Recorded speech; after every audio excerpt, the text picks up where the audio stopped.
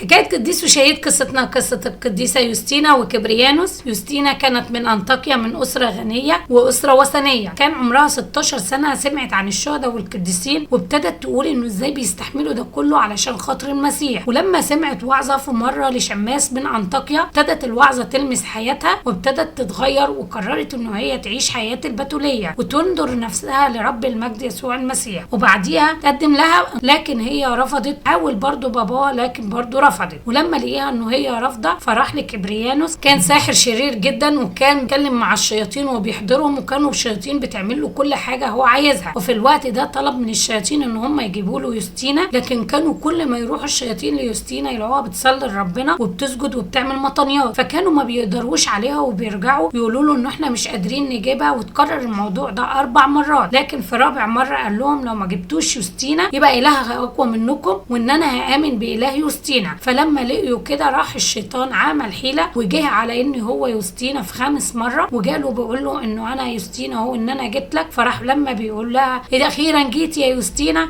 فالشيطان اتحرق في الحال، فعرف ان دي ما كانتش يوستينا، دي كانت حيلة من الشيطان. فقرر من بعدها ان هو يحرق كل كتب السحر وان هو يبقى مسيحي. وراح لصاحبه، كان ليه صاحب مسيحي بس كان دايما بيتكلم معاه بطريقة مش كويسة، كبريانوس قبل كده. فلما لقي كده راح له قال له علمني انه ازاي اكون مسيحي. الاول افتكروا ان هو بيقول كده وخلاص، لكن لما عرف ان هو فعلا اتغير علمه ازاي ان هو يقرا في الكتاب المقدس وان هو يقرب من ربنا. وبعديها كبريانوس اتغير وبقى كويس، وابتدى ان هو يبقى شماس، وبعديها ابتدى يعلى في الرتب لغايه لما وصل لاسقف. ويوستينا في الوقت ده كانت اترهبنت وكانت مقربه جدا لربنا. ولما سمع عنهم في الوقت ده الامير اللي جه في بلد انطاكيا، قرر ان هو يجيبهم هما الاثنين. فجاب يوستينا وكبريانوس بعد ما عذبهم عذابات شديده جدا. كان بعد كل عذاب بيجي لهم رب المجد وبيشفيهم، لكن لما لقوا ان الموضوع اتكرر كتير او مفيش فايده راح امر بقطع راسه ونالوا اكليل الشهاده. وبركه القديسه يوستينا وكبريانوس تكون معنا، ربنا المجد الدائم الى الابد امين.